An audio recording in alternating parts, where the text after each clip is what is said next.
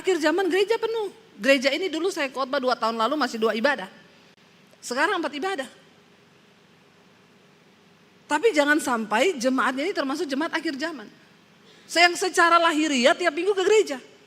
Tapi pulang yang merokok tetap merokok. Yang homo tetap homo. Yang lesbi tetap lesbi. Yang kepahitan tetap kepahitan. Bahkan ada sudah datang ke gereja, suami istri berantem nih. Pulang tetap berantem, gak omongan. Syaitan itu. Terus kenapa kau ke gereja? Mending kau di rumah saja. Kalau kau tidak mau berubah, kau memungkiri kekuatan dari ibadah itu sendiri, yaitu firman Tuhan. Kalau datang ke gereja berantem, dengar khotbah, pulang baikan dong, amin. Datang berantem, pulang tetap berantem. Hatinya itu dipenuhi kuasa setan.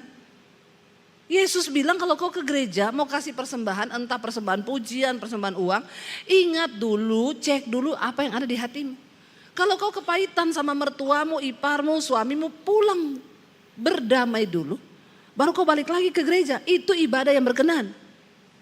Jangan jadi jemaat akhir zaman. Secara lahiriah gereja penuh, tapi hidupnya gak berubah. Pulang yang penjudi tetap penjudi, yang bersinah tetap bersinah. Yang ani-ani tetap ani-ani, yang boti tetap boti. Jangan saudara, jangan engkau tidak menghormati Tuhan. Hormati Tuhan. Karena di akhir zaman hanya orang-orang yang menghormati Tuhan yang akan disertai Tuhan. Sudah tampang pas-pasan. Kelebihan otak juga pas-pasan. Ya. Jahat tidak menghormati Tuhan, terus apa kelebihanmu?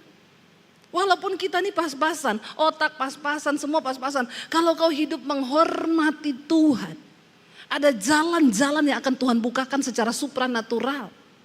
Amin. Jangan tidak menghormati Tuhan. Ini jenis manusia akhir zaman.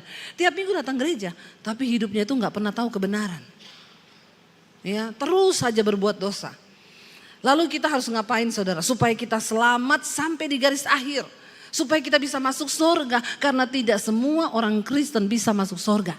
Maaf, jangan terlalu pede, maaf. Tuhan Yesus bilang banyak orang datang ngaku-ngaku, Tuhan aku bernubuat demi namamu, aku usir setan, ini orang-orang hebat. Tuhan bilang, enyah, aku tidak pernah mengenal kau pembuat dosa, pembuat kejahatan. Walaupun kau pelayanan, walaupun kau Kristen, kalau kau pembuat kejahatan Tuhan tidak kenal. Buka Yudas pasal pertama ayat 20, mulai baca di sana. Akan tetapi kamu, saudara-saudaraku yang kekasih, bangunlah apa? Dirimu sendiri di atas dasar imanmu yang paling suci dan berdoalah dalam Roh Kudus. Kita disuruh bangun apa? Diri sendiri. Tidak ada orang lain yang bisa membangun imanmu kecuali dirimu sendiri dengan Tuhan. Saya selalu bilang, tidak ada saudara, karena iman itu adalah pribadi-pribadi kita dengan Tuhan. Saya nasihati anak-anak saya selalu ingetin. Ingat ya, sorga urusan pribadi. Mami tidak bisa gandeng kamu ke sorga.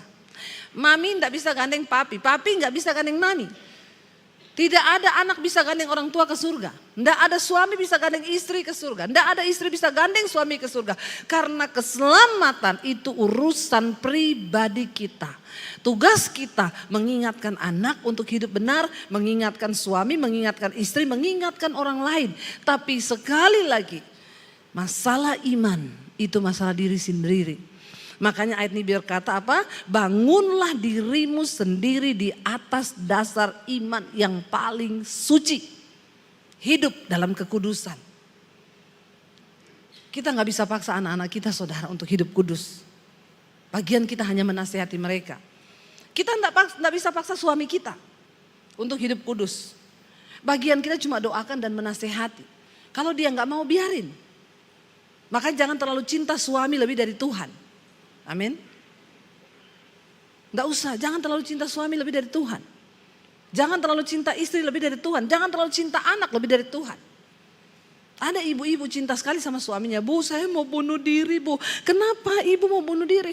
Suamiku selingkuh. Goblok.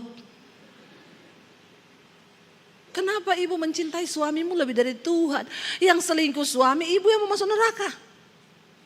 Suamimu enak-enak kau masuk neraka, ngapain Bu? Biarin kalau pilihannya selingkuh, biarin.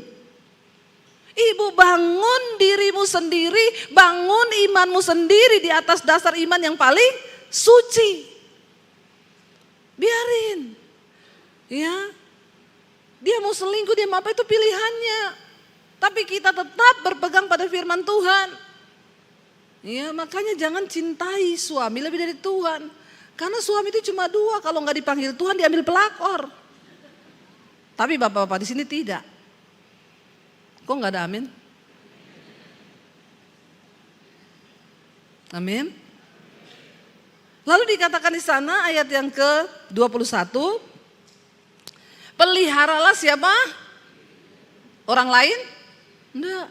Peliharalah dirimu demikian dalam kasih Allah sambil menantikan rahmat Tuhan kita Yesus Kristus untuk hidup yang kekal.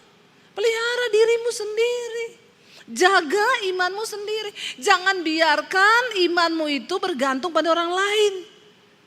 Kalau suami saya berbuat jahat, enggak Tuhan-Tuhanan. Kenapa Tuhan begini? Kenapa? Ngapain? Kita yang bertanggung jawab atas diri kita sendiri, atas iman kita sendiri. Suami bisa mengecewakan kita, istri bisa mengecewakan kita, anak bisa mengecewakan kita, mertua bisa kecewakan kita, menantu bisa kecewakan kita. Tapi Tuhan tidak pernah mengecewakan. Ada anak muda putus cinta, lompat dari apartemen mati, goblok. Kenapa itu bisa terjadi? Karena kau hanya mencoba terus menyenangkan orang lain, tapi kau tidak pernah mencoba hidup menyenangkan Tuhan. Anak muda dengar, kalau kau ingin dapat rancangan yang terbaik, hidup senangkan Tuhan dulu. Amin. Maka yang lain akan Tuhan berikan. Tapi kalau kau coba hidup menyenangkan pacarmu, ketika dia mengkhianati, kau kecewa. Senangkan Tuhan karena Tuhan tidak pernah mengecewakan. Ayo bangun dirimu sendiri. Bangun imanmu sendiri dengan Tuhan. Iman tidak bisa diwakili. Keselamatan gak bisa diwakili. Makanya saya juga ini gak mau pura-pura. Kalau ada orang datang, Bu doain dong. Doa apa Bu? Ya doa apa kayak minta kayak berkat, gak usah. Saya gak mau pencitraan Bu. Ketemu di bandara, ketemu di parkiran, ketemu di mall. Ibu Devi ya ampun doain dong Bu. Kasih kepala begini. Doain buat apa Bu? Gak usah, ibu pulang. Masuk kamar tutup pintu. Nangis sama Tuhan, itu yang didengar. Kalau cuma di mall sini Bu, percuma, saya cuma pencitraan aja basa-basi. Bisa saya doain ibu 1 menit. Tuhan berkati ibu ini dalam nama Yesus, dalam nama Yesus. Ngapain sih kita main-main dengan Tuhan? Doa yang didengar Tuhan itu doa yang lahir dari hati yang hancur. Yesus bilang kalau kau mau doa, masuk ke kamar, tutup pintu. Berdoalah kepada Bapamu di tempat yang tersembunyi, sehingga Bapamu yang ada di tempat yang tersembunyi itu mendengarkan doa dari tempat yang tersembunyi, dan dia menjawabmu dari tempat yang tersembunyi. Kenapa dari tempat yang tersembunyi? Karena Tuhan itu hanya melihat hati. Dia melihat hatimu. Coba punya pemahaman yang benar tentang kekristenan. Jadilah penuai di akhir zaman, amin. Jangan jadi pengejek di akhir zaman saudara. Saya serius mengingatkan ini. Hari-hari ini Tuhan sampaikan kepada saya. Sampaikan, ingatin jemaat tentang akhir zaman. Dan itu tugas saya. Supaya kita kedapatan kudus dan tidak bercacat celah. Kita hanya bisa tetap bertahan kuat bersama dengan Tuhan.